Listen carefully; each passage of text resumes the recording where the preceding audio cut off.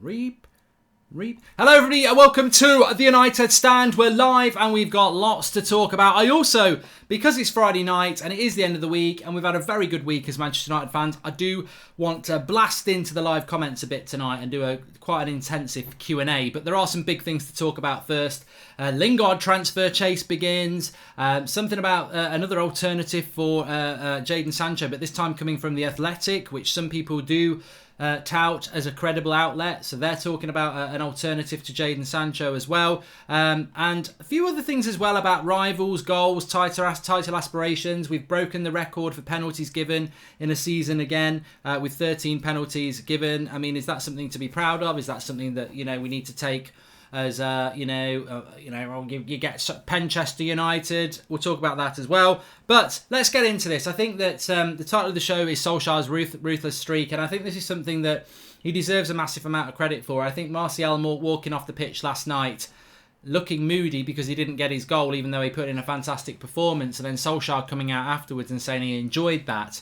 There is a mischief. Look, Ole Gunnar Solskjær, if anyone remembers him playing, was called the silent assassin, or the smiling assassin, or, he had this happy-go-lucky sort of demeanour, but you can't be that. Everyone used to say it to him as a striker. You cannot just be this happy high-five, happy clapper striker and do what he did. He was ruthless. He had a ruthless streak as a striker. He was mean. He was greedy, which you need to be. And I certainly think he carries that into his management of Manchester United. And I think what we're starting to see now is that that we have this manager who is demonstrating and displaying traits that are better than Jose Mourinho. Look, I thought about how to word this, and that's why I'm stuttering a bit, which I don't normally do, but because I don't want to wander into this path and then be sort of clipped later on in months to come if it goes wrong with Ole. So you've got to be a little bit careful with this. But Ole Gunnar Solskjær is showing better traits as a Manchester United manager than people like Louis van Gaal and Jose Mourinho did. Now, that's a very big statement to make, but I feel that it's a statement that needs to be made, and I think he's showing it because of a ruthless streak and the baby-faced assassin. Yeah, sorry, I couldn't get my words out, Taj Singh. The silent assassin, the smiling assassin. He was the baby-faced assassin. He was silent and smiling as well, but he was the baby-faced assassin. And, so look, I think he is demonstrating these traits now that are ruthless, confident, stubborn, and loyal. And these are traits that Sir Alex Ferguson had. And we have a manager in Ole Gunnar Solskjær who has demonstrated this. I mean, look, the thing that he did, and I almost forgot myself, was he came in and he got rid of Fellaini straight away. And I think, for all the sort of concerns I've had about Solskjær, the more I think about it, I think the more in tune he actually is with the United fan base than maybe we give him credit for. I mean, look at what Ole Gunnar Solskjær did when he came in. He got rid of Marouane Fellaini. He told the team to go out there and play the United way and enjoy themselves, which they did for 3 months, which was never going to be sustainable, but they did it. He got rid of Fellaini, he benched Lukaku, he jettisoned Alexis Sanchez, he brought in young players that were hungry, that were ready to take the next step, like Wan-Bissaka and obviously Harry Maguire to a certain extent, although not particularly young, wanted to take the next step. And, look, it went wrong. It went wrong for the first few months until January, and then since Bruno's come in, I think we've seen what he's all about. And, we're going to talk about Lingard in a minute, but I think so much about Manchester United between... Well, look, I want to bring this in as well. Somebody said this to me on my That's Football stream this afternoon when I was playing my FIFA career mode, and they said that I'd love to use that clip of what you said on the last day of the transfer window when you're in London for the meetup, and you did that video with Flex and Rants, and you said this team, it'll be a miracle if this team gets top 4. Now look at you, you're saying you're going to get 3rd. And this is what I was talking about this morning a bit. It's like, I think that team that Ole Gunnar Solskjær had at the start of the season, it was a miracle if it had finished top. It was never going to get top 4. That team that he had at the start of the season is the team that he had after the Burnley game in January. That team was not going to get top 4. He wouldn't even be in a job now. He was getting the sack with that team. That's the point. He's now getting top 4 because they bought Bruno Fernandes, and that was what needed to happen last summer, and that's why so many fans were really frustrated at the transfer window closure at the start of the summer. And that's why many United fans were saying we're not going to get top 4. It'd be a miracle if we get top 4. I don't think you can even go back to that point and say well, we've done the miracle, because that team that he started the season with is not this team. It's not. Pogba got injured very, very quickly. Greenwood wasn't really in the team. But Bruno Fernandes has been a massive fundamental change of that. And also, we didn't know at that point that people like Fred were going to have the season that they've had. And, he's contributed, as has McTominay, as has Brandon Williams coming through, and Luke Shaw's got better. So you can't compare those two things. But what I would say is that what manager would have succeeded with that team that Ollie had between September and January after that Burnley game? I don't think Klopp or Pep would do a much better job when your creative force is Andreas Pereira or Juan Mata or Jesse Lingard. It all changes on Bruno, and suddenly you can start to play the way you want to play. And I think we've had almost the flip of a coin with Ole Gunnar Solskjaer. I must just read this super chat from Abhishek. He says, signing Sancho and Grealish surely wouldn't be enough for squad depth if Lingard, Mata and Pereira were to leave. What happens then? I think that's a massive positive, is it not? Is that not a massive positive? Tom Jane, welcome to the latest member of the United Stand Members Club. Look, I don't care if Lingard and Mata and Pereira go. I think that they're players that we're just talking about there that just ultimately weren't good enough. If those three went and Grealish and Sancho came in, that's exactly the quality. I can name a bench for you straight away. We know what the starting 11 is at the moment. You bring Grealish and Sancho in. You've got Romero. You've got maybe Twan Sebi. You've got Brandon Williams. You've got McTominay. You've got Fred. You've got Grealish. You've got Agallo. And then you've got Sancho, Grealish, or Sancho, Rashford, or Greenwood. And there's your bench. There's your 7 players. So there is no problem if Pereira, Mata and Lingard go, in my mind. None at all. Thoughts on the Europa League draw, says Bonzo. Well, we did do the video at lunchtime. I'm happy with that. But going back to what I was talking about with Solskjaer, I think it has been a sort of flip of a coin with Solskjaer. And I think we won't get much of a summer to assess what's been a ridiculous year. And it nearly has been a year. But it really has been a time where you look at that team and you think, we're parking the bus, we're playing bad football. He's coming out with silly things in press conferences that's, not going down particularly well. He's nearly going to lose his job. Bruno Fernandes comes in, the team starts playing well. Ollie starts talking like a Manchester United manager. It's been weird. It's been a weird old season. But I think throughout that, what's intrinsically running through all that is the self-belief that Solskjaer always had. He always had even when people thought that self-belief was misguided. He's always had that self-belief, and he's always made decisions within that self-belief. He never chose to give Gomez a chance really over Lingard or Pereira. Whether that was right or wrong, he didn't do it. He gave Williams and Greenwood a chance, but he wouldn't give Gomez or Chong real games like he gave those two. Fellaini went very quickly. Lukaku was shown the door. He came into the season, relatively light up front and in the midfield, and that could have lost him his job, but he's still in a job now and he's reaping the benefits of what I believe is a ruthless manager.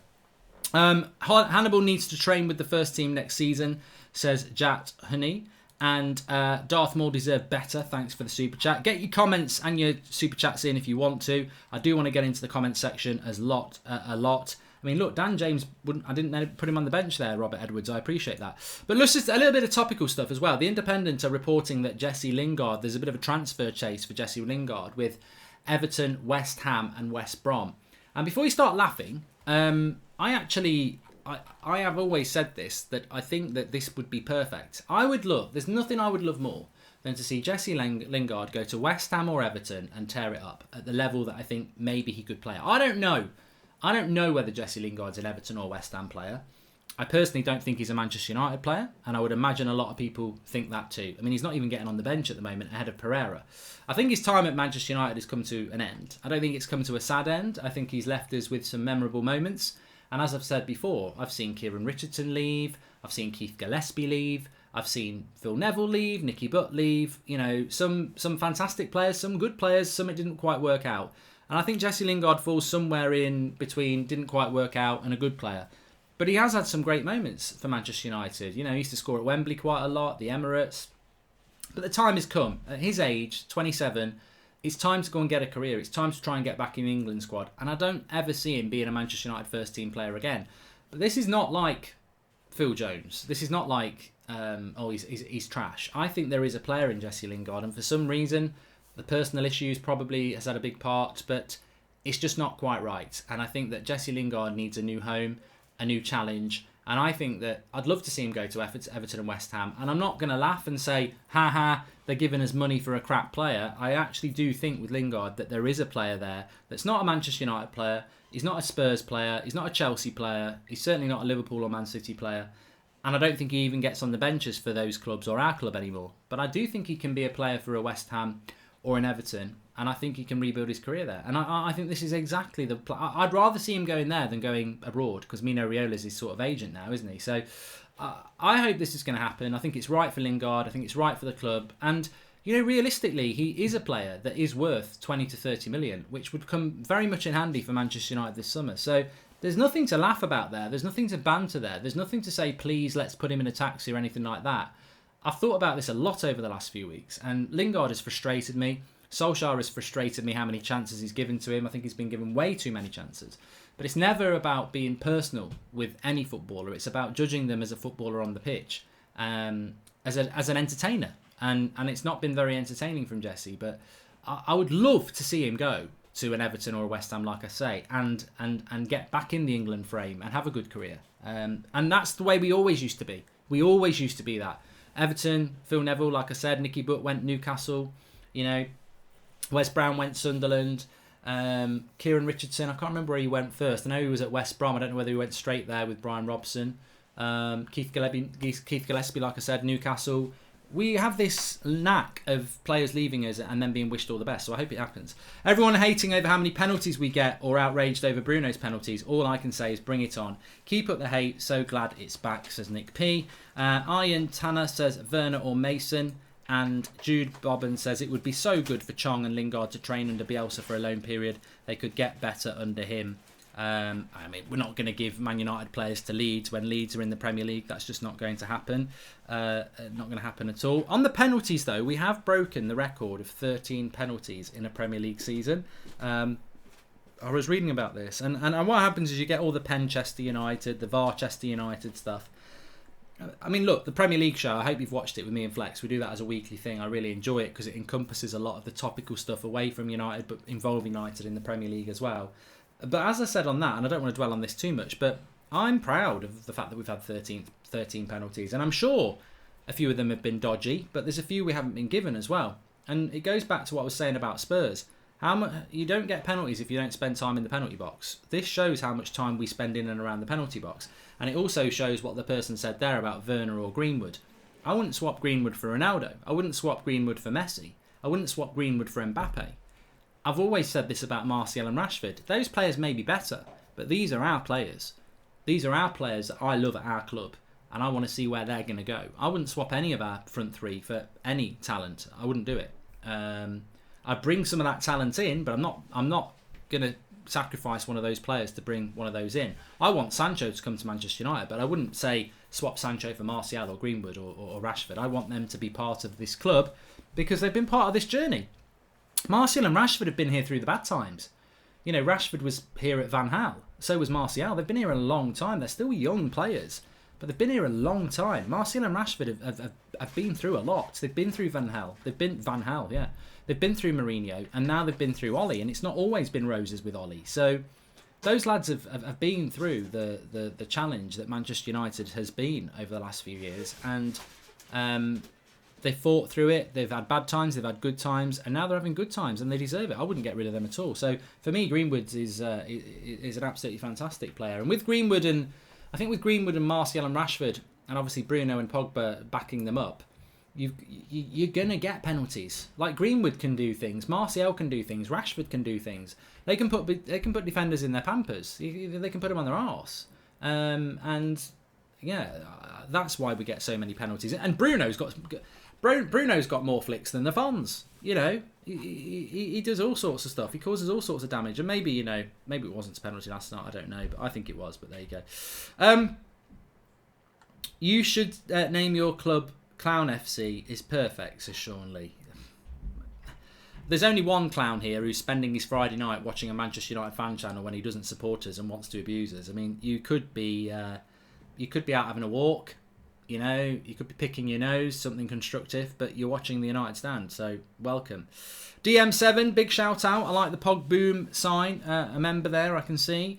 And Joe Allen's a member, so let's read what he's got to say. Mourinho is doing his thing at Spurs, blaming the players for having no fight. Say a prayer for those guys. I think we can all see what's happening with Mourinho, can't we? And Ryan Gillen says, Mark, do you think that Greenwood's recent form is down to him bulking up and getting stronger during lockdown? I don't think that will harm him, but I think Greenwood's recent form is down to the fact that he is a fantastic player. I think that's what it comes down to. I want to get into your questions, but there's something else I wanted to say as well. A lot of people want the question answering of, can we title challenge next season? What do our rivals think of us next season? And look, we need to get Champions League football next season. I was listening to the Southampton manager today, and he's saying he can't wait to play United because these are the sort of challenges they want to have. I like Southampton. I like their manager. I think that they play good football, and I think that they're going to give us a test. And I think West Ham will give us a test. Moyes, Moyes is going to be like Mourinho. He's going to want to prove a point. You always want to prove he wants to stay up, but he also wants to prove a point against the club that sacked him. He'll be motivated. They'll be motivated. Palace, you just don't know what you're going to get with Palace. Leicester, we've got 4 cup finals to come. So talking about whether we're going to win the league next year, that can change in a couple of games if we drop some points. But what I would say about winning a league title is, if you've got a team that scores goals, you've got a really good chance of winning games. And I know that sounds like the sort of thing Michael Owen would say, but it is. If you've got a team that scores goals, you're gonna win more games than you're going to lose. And Manchester United have got a team that scores a lot of goals. That record for me, I brushed it off. Oh, we're the first team to win 4 games in a row, scoring 3 goals. Great, well done. Let's go and do it for 5 and 6. That's what I want to see United doing. Man United are a fantasy Premier League player's dream at the moment, and that's I stopped playing fantasy Premier League probably a year ago.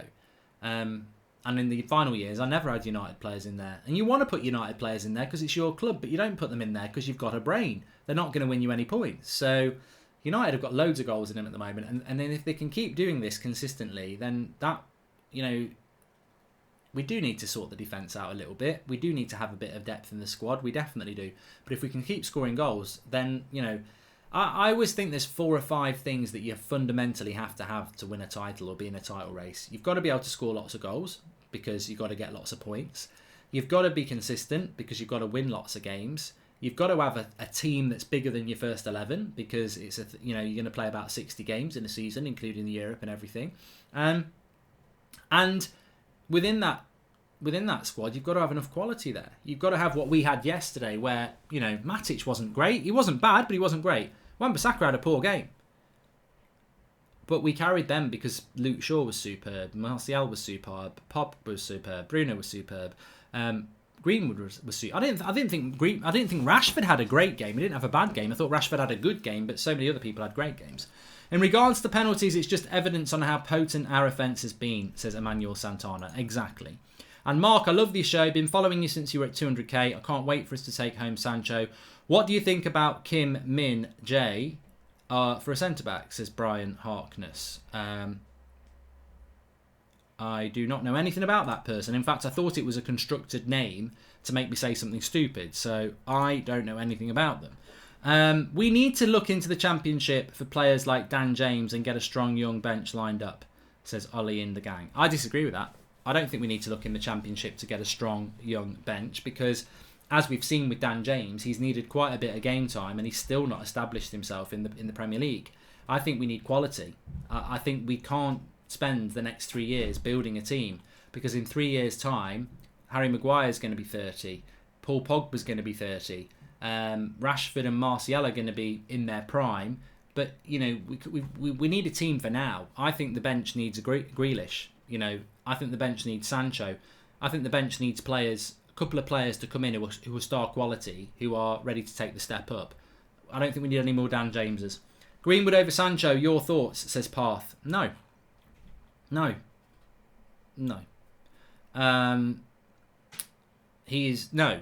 Mason Greenwood is our player. He's our superstar. He's our youngster. And he can be anything he needs to be, whether it's Ronaldo, Messi, Beckham, wherever you want to put the bar. But Jadon Sancho is one of the world's top 5 talents. Definitely. Mason Greenwood's knocking on that door fast, but he's still very young and he's still being developed. Jadon Sancho's still got development in him, but he's still one of the top 5 talents in the world. You don't turn your back on that. You don't turn your back on that. If you want to be a side that's going to win Premier League titles, you don't say Greenwood or Sancho. You say both. That's it for me. You want them both. And then if you've got Sancho, Greenwood, Martial and Rashford, for me, Real Madrid and Barcelona have got problems. That's how good that front four can be. And you mix it up. Brian says that Kim is a South Korean centre-back nicknamed the Monster. Please check him out. And Mark, assuming we only sign Sancho, do you think we'll be strong in the Champions League?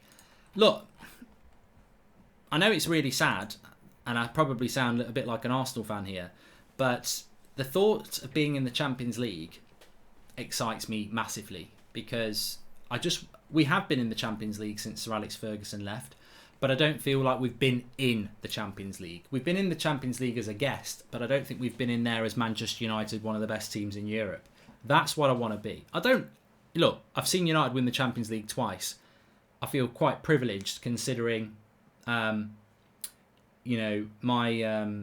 granddad, he supported Manchester United, and he only saw them win it twice in his whole life. And I've seen him win it twice, at my age, and I would hope that over the next 30, 40 years, I might see them win it at least twice again. So, but you don't know. You just don't know. I remember when we won the treble, and I've told this story before, so if I'm boring you, I'll tell you. I remember winning the treble, and I lived in Ireland at the time, and we'd been at this massive house party for the final, and it was about 2 o'clock in the morning. We're sat down on the beach with a bottle of whiskey and a cigar, and a couple of us down there. And one of the lads said, I think it's time we went home. And I went, I don't want to go home. I don't want to go to sleep, because it will never be this good again. We'll wake up in the morning and we'll say, what a night, but it will never be tonight again. It will never be this moment. And then somebody said, yeah, but we'll win it again next year. And I said, but we might not. We might not. And I said this when we did unfortunately, we weren't doing the United Stand there. And I crave these nights. I crave these big nights, because we could share it all together and and it would be fantastic. But I said it when we won the Europa League, enjoy it, because you don't know when it's going to come round again. These are big moments, and I want to see them again. I want to see Manchester United winning them again. But I think to do that, you've got to have the Sanchos and you've got to have the Grealishes. I don't think we've got enough talent in depth to go and do it yet. And what a comment it was earlier on today when somebody said that, you know what, in the Champions League final, Roy Keane and Scholes didn't play. Our 2 best midfielders didn't play. And we still put a centre midfield out with Beckham and I think it was Nicky Butt, wasn't it, who played? And Blomqvist played and Giggs played, but there was no Keane and Scholes. And then we needed to take Cole and York off to bring on Sheringham and Solskjaer. So I don't think York... I think Cole came off. Actually, I don't think York did come off. But so anyway, the point is, Solskjaer and Sheringham came off the bench and scored the goals, and we didn't have Keane and Scholes in that final. Now, if you imagine Manchester United in a final and you don't have Bruno and Pogba, do you really think Fred and McTominay are going to step in and do that job? And also, if Martial and Rashford don't fire, are you going to bring on Agallo and Dan James? I mean, that's what I mean. You need a squad, you need a team. Every goal that Mason now scores sets the bar that much higher for Jadon Sancho if he were to come next season. I love it, says Abhishek. That's what you want. You want the competition. You want those players pushing each other on. Welcome to Mr. Chow88, latest member of the United Stand Members Club. Thanks for joining. Thanks everyone who does join the Members Club. You get a little badge next to your name and really appreciate that. Do you think Delo has a future at United? I agree that we're covered at left back. Do you think we need a quality depth there? Says Jack the Lad. Right, let's start flying into some of your questions. I think on Delo, I don't really know what Delo's future is at United. And I know Flex has said this, but what is his future at United? What do you think Delo's future is, just very quickly? Because we spent £20 million on him. He was a Mourinho signing. He was touted as being a player that Real Madrid wanted. But in his time at United, I think he came in injured. He's been injured quite a lot. When we've seen him play, he never gets a run in the team. He looks a little bit vulnerable going backwards, but he looks like he's got quite a decent delivery. But he's up against one of the world's best right-backs in Wan-Bissaka. So he's never going to play much because it's, left back, right back, goalkeeper. It's one position. If you're a forward, you might get to play in a front two. You might get to play behind the striker. You might play off the right or the left. If you're a midfielder, you might play with a midfield three, so you could be playing in numerous positions. If you're a right back, there's one right back, and it's Aaron Wan-Bissaka. So I don't see what Deleu's... I think he's an expensive player that you could move on for some decent money and just go with Ethan Laird, hopefully. So I'm not confident of what Deleu's future is. Mark, did you read the story? Juventus wanted Greenwood last year and were offering him and his family crazy money, but he put pen to paper at United to Ajmal Kosman. Yeah, and you know what? Why wouldn't he? Why wouldn't he do that at Manchester United? The path for Mason Greenwood to the first team has always been there. You know, if you're Angel Gomez, you may say, well, I'm going to go because there's no path for me. But if you're Mason Greenwood, it's always been there. He's always been touted. He's always been there. And he's been given the chance. So he's got the perfect platform for him here. You do need to be careful, though, with the modern footballer, because I think with any youth player that comes through at United, we think of the class of 92 and we think about, well, they never left. They never willingly left. You know, David Beckham went to Real Madrid because it was time for him and Sir Alex Ferguson to part ways. Ryan Giggs never went. Paul Scholes never went. There would have been plenty of players who wanted them. Are we going to still be able to do that with our youngsters? Are we going to get to a point where a Real Madrid comes in for Greenwood or Rashford and they go, I'm going to go? Or will they go, no, I'm Manchester through and through, like Scholes, like Giggs, I ain't going? So, you know, has football moved on in that way? We'll have to see. And I think it's not just for us. You know, Harry Kane at Spurs, Trent Alexander-Arnold at Liverpool. Will they stay at that club because that's where they came through, or will they want to go elsewhere? The world's a lot smaller in relation to footballers now. Do you have a TV license? Says Jack Kirkland. I don't get this. I mean, it's sort of it was rolled over from Mark Goldbridge. That's football, and I didn't find it funny on there. But thanks for the super chat, Andrew Watt. Welcome to the United Stand Members Club. Thank you for joining. And Flex47 says welcome as well. Rashford and Greenwood is never leaving United. They're red through and through, says Jacob Riff. I hope they won't. And I've got a feeling that the lot's going to be good, says Gilt's Warrior. Watch along tomorrow, says Renato. So the way it's going to work on the United Stand for the next few days is that we don't play till Monday night against Southampton, so that's the next watch along.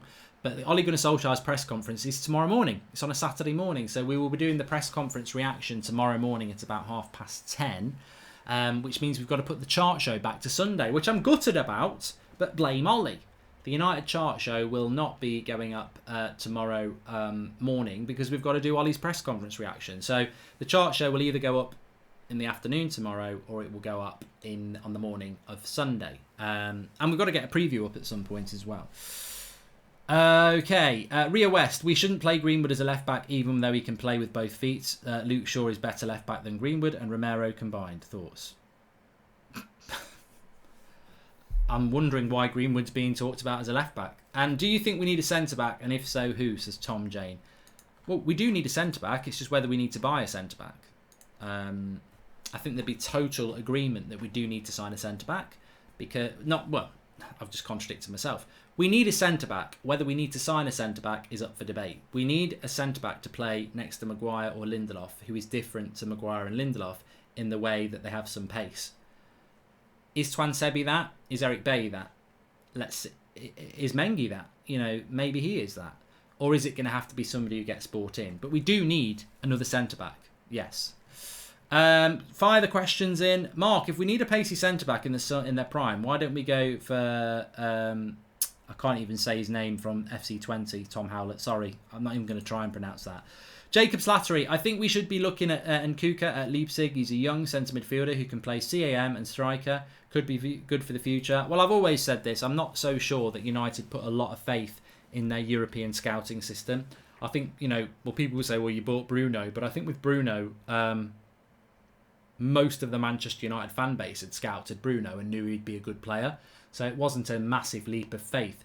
United were on I think with Bruno Fernandes, by the time we signed him, everybody knew who he was. Like when I was talking about him 18 months ago, a lot of you knew who he was, but he wasn't like household name known by Manchester United. In the summer, people got to know about Bruno Fernandes a lot, mainly because of this channel and its obsession with him. And then we didn't buy him. But by January, I think everybody knew who he was. And United were onto a winner with Bruno because if he hadn't done well, I don't think anybody would have gone in on the club because most fans said we needed to buy him. But if you're looking at that player that you're talking about there from Leipzig or any other European player and they flop, then I don't know whether the club have got the confidence. I think that's why they go for Premier League players more. Hi Mark, do you think we'll get Champions League football? Says Nathan. Lalette. Yes, I do. I've said this a lot. I think that we'll get third. Yeah. Short answer. Said it in lockdown. Got called a bit of an idiot by people on Twitter when I said we'd catch Leicester. We'll catch Leicester. We'll finish third or fourth, but we'll definitely catch Leicester. You think McTominay can effectively cover Matic next season? If not, we are dead without Matic, says Paul Robinson. I think that's look, Paul's one of our moderators and does come out with a lot of sense. I did want to ask Paul, actually. I just don't know whether we'll see his comment come through. Maybe we need to get him on the show, what he thinks of Ollie, because he's always said, where's the philosophy, Mark? I tried to do a rubbish act. I tried to do Paul's voice then, which I could never do because it's such a good voice. But he always says, well, what's the philosophy? And I'd love to know what he thinks about it now. Have you started to change your mind? Because I do see a philosophy over the last few weeks. I really, really do. But on McTominay, as the central defensive midfielder, to me, it's obvious that Ollie is grooming him to be Matic's replacement. We always, when you look at what Fred does, Fred gets more interceptions and covers more ground. And you'd think, well, that's sort of like a Kante CDM. McTominay has got the passing range. I'm not convinced he's a CDM. I'm not convinced that Scott McTominay or Fred are centre defensive midfielders. But he, I remember when we tried to turn Alan Smith into from a striker to a centre defensive midfielder. And he was full of endeavour. And at times he thought he might do it, but it just never looked quite right to me. But, a year ago I didn't even think Matt McTominay was a Manchester United player. Now, I think he can do a good job as a box-to-box midfielder. So if we can hone him again into now a CDM, never. I'm not going to say never on it, but it definitely looks like that's what we're going to try and do. Bilal Ahmed says, hi Mark, love from Pakistan. Cheers pal, love to everybody who's watching, wherever you are, whatever you are doing. Having different penalties, I take that back. I mean, look, I'm not going to send love to people who are doing things that are illegal. It's illegal, stop doing it. But I mean, if you're sat having your dinner or having a rest or watching your TV or listening in the car, much love.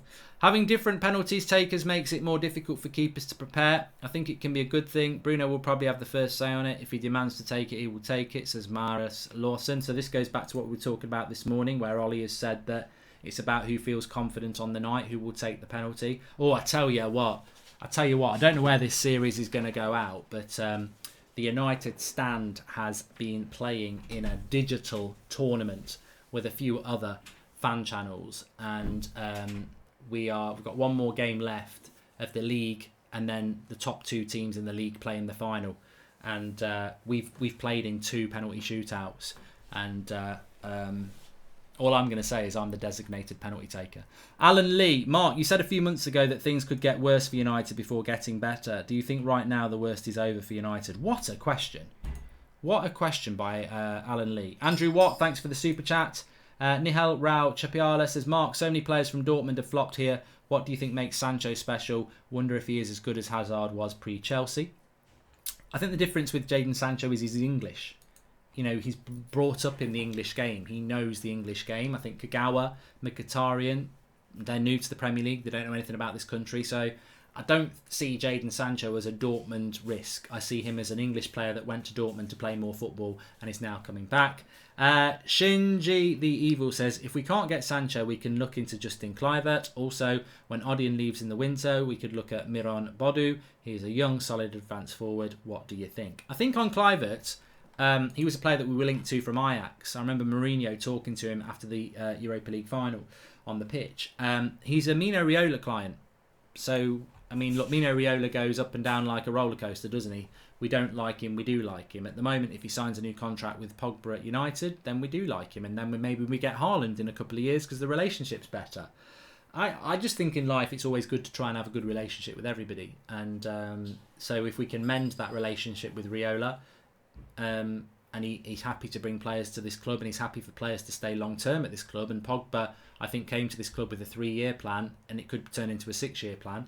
Maybe Riola's learning as well. So, but I don't think that again, I think the drop down from Sancho to Kluivert is too big. I do want Sancho.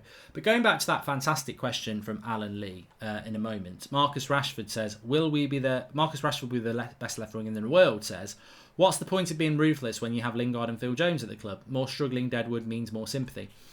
Well, I do think that Ole Gunnar Solskjaer realises that it's over for Phil Jones. I think he gave him a lot of chances, and I think he gave Jesse a lot of chances, and I think he realises that it's over for both of those players. I think Jesse is intelligent enough to realise that he needs to go and salvage a career elsewhere, and we will wish him all the best if that happens. Phil Jones, I don't know what Phil Jones wants to do, but I think Ollie would sell him if he could. If he's not fit to be sold, then what can he do? Marius Larson, welcome to the United Stand Members Club. Just going back to that question that I really liked, where Alan said that I'd said, and many of you had said, that it's going to be a roller coaster ride with United. We're going to have some more highs and we'll have a few more dips before we hit consistency. And I think I said that in January, and we haven't really had any dips since January. Since Bruno came in, we've not had any dips. I think we're unbeaten, aren't we, since Bruno came in? I can't remember losing a game since Bruno came in. Drew with Wolves, first game. Beat Chelsea. Drew with Everton, beat City. Drew with Spurs. I don't think we've lost a game since Bruno came in. So the dip that many of us anticipated, which is, a guarantee in football. You are going to lose a game at some point, and God, I please, but it better not be in the next 4 games. I don't know. I think it's only natural to anticipate that there will be a dip, but then I was so convinced that Bruno Fernandes was the right player for Manchester United and he would make a massive difference. And to be honest with you, the reason I said after Burnley that I think Solskjaer needs to go, I don't think he's good enough. And I'd still say that now. I would say that now. I wouldn't take that back. I would never change that statement. And I respect people who have changed their opinion but wouldn't change what they said at the time, because that's having courage of your conviction. I felt after the Burnley game that was the low for United. I thought Burnley deserved to win. I thought the tactics were terrible. I thought some of the players were a joke. And I thought Solskjaer was out of his depth and he was going to be gone. But when we signed Bruno Fernandes, I was just like, well, this is the player. This is the player that I think can make the difference. This is the player that I think he should have been given in the summer. This is the player that I think if we got in the summer, we'd be sat in second place now, comfortable. So with Bruno, I just think he's such an enigma to that team. He is the Cantona of this generation in a very different way. And look, Cantona made us win titles. Bruno is coming into a team that's nowhere... Cantona came into a side that had just flopped. They just bottled a title, basically, against Leeds. And he came in and then we won the title. Bruno's coming into a team that's just lost to Burnley and he's not far off mid-table. So there are levels to where Bruno's coming in. But I just think we're on... I don't know whether there will be dips. I think, of course, there can be dips, but I think those dips can only happen if players get injured, because I think there's too much quality in that team. I think that front three is dangerous, and I think Pogba and Bruno are sensational. So I don't see United having a dip like maybe we had last autumn. Maybe we win a game and then we draw a couple. I don't see that happening.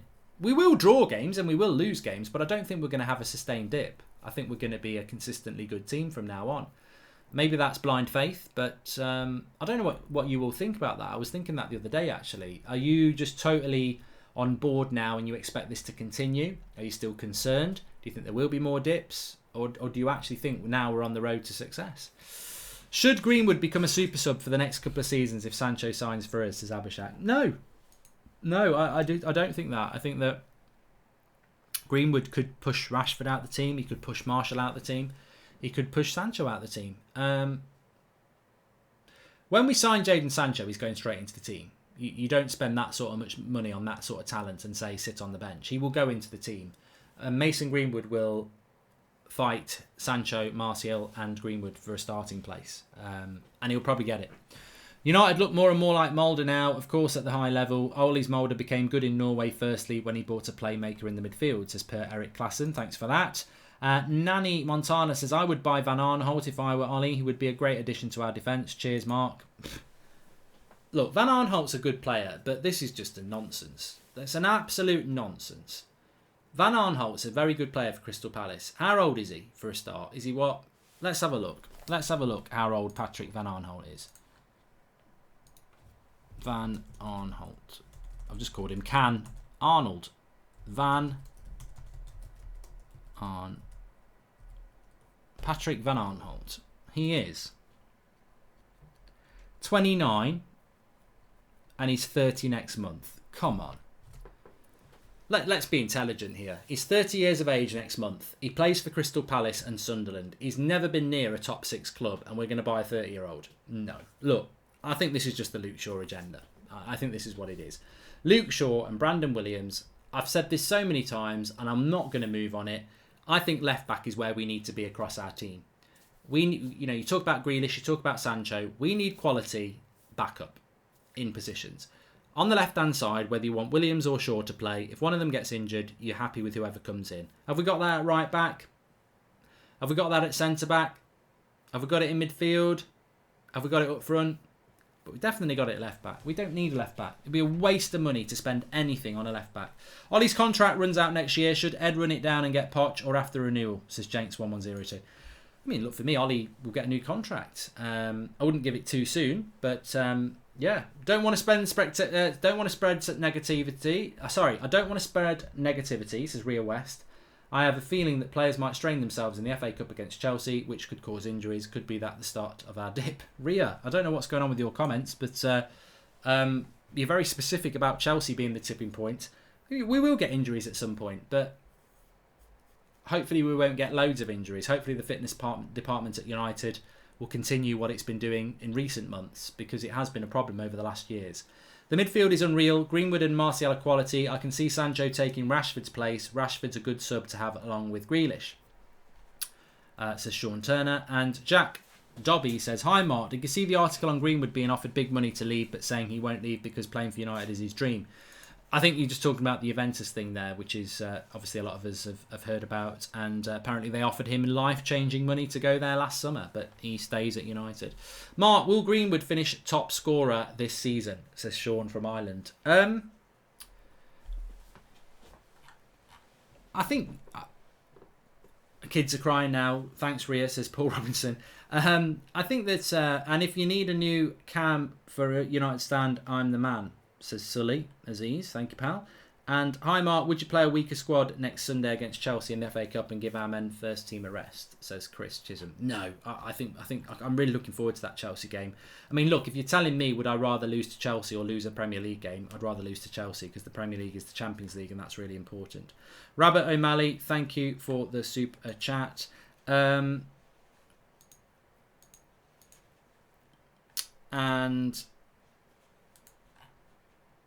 I think you should sign Kim Min-jae for your Aston Villa career mode, says Ehab.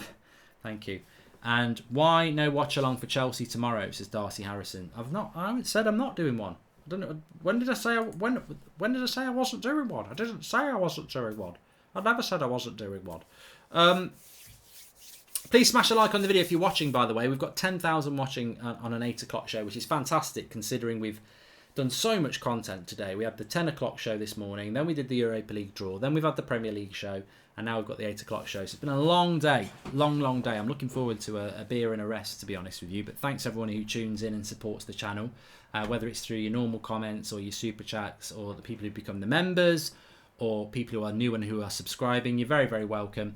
And it's lots and lots planned. Mark's finally had his haircut. Yeah, I'll tell you what, this has been a breath of fresh air, especially for my neck. But no, it's been a long time coming to go to a hairdresser's and know that they're just going to do it. And it's funny, I was talking to my hairdresser actually, because he was the person who cuts the hair of somebody at Birmingham City Football Club who said that Jude Bellingham would be staying in England, which is why I thought he was going to come to United. And I said that to him today, and he went, you know, the funny thing is, he came in for his haircut the other week, and he said the same thing. He said he was very surprised that Bellingham is going to Dortmund, although it's not been done yet. So Dortmund must have offered up a very, very, very good deal there. Very, very good deal indeed. Super chat from Darth Maul deserved better. Qui-Gon Jinn equals Solskjaer. Obi-Wan equals Greenwood. Darth Maul deserved better. I get the Star Wars reference. Tom Jane says, great content today, Mark. You're legends. Thank you very much. Well, you're all the legends for getting involved and watching the videos. Really appreciate it. And Nick P says, how much of a dangerous weapon do you think... I thought, you know what? When you said that, I thought it was going to say, like, how much of a dangerous weapon do you think DT is, or something like that. Old habits die hard. How much of a dangerous weapon do you think Greenwood is now? Clearly lethal in the box. Will he be targeted now? Man marked out of the game. No. I think in relation to Mason Greenwood, it's very hard to, as somebody who's, well, look, you don't need to have played the game. You can analyse the game, can't you? But if I was playing against Mason Greenwood, I need two players because I can't show him on his weak foot. And if you play football at any level, and you play football intelligently, and you play football defensively, then you need to analyse your opposition, and you need to know that, look, the one that always stuns me, I've seen Danny Rose do it, and I've seen Leighton Baines do it. Show Ian Robin in on his left foot. It's like basically saying, there's the keys to my house, go and steal it. Or your car. Like, you show him on his right foot. You show Robin on his right foot. What foot do you show Mason Greenwood on? Show him on his left foot? He's lethal. Show him on his right foot? He's lethal. So, I don't think you can mark Mason Greenwood out of the game when he's moving around all over the place and he can shoot off both feet. You can man mark him out of the game, but that doesn't really happen these days. I mean, the last time I remember it happening with United was when Herrera did it to Hazard. But sticking one player to go with Mason Greenwood in the modern game is unheard of, because you basically become a very defensive side.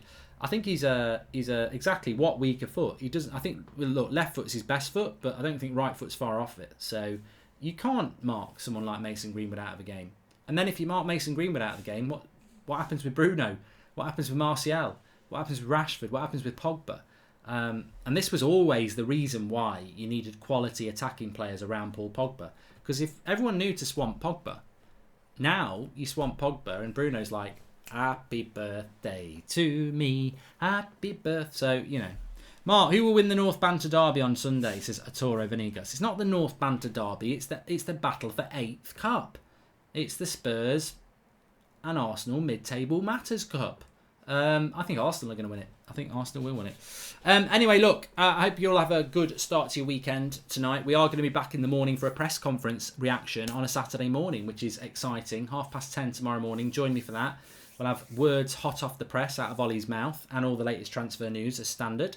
Chart show will be coming up over the weekend, just not in the morning. And we'll have a preview as well for you. Sunday night show will be with Ricky and Saeed and Adam. So loads of content for you as per standard on the United Stand. Make sure you subscribe if you're new, bottom right hand corner, because I think we're quite close to 742. Smash a like on the video, and thank you to everybody. And I hope you have a good night ahead of you and a good weekend. You know, maybe you're going to watch a bit of Netflix, maybe you're going to watch a film, maybe you're going to go to a pub. Whatever you're doing, stay safe, stay well. Thanks for watching. Thanks to all the moderators, and we'll see you in the next one.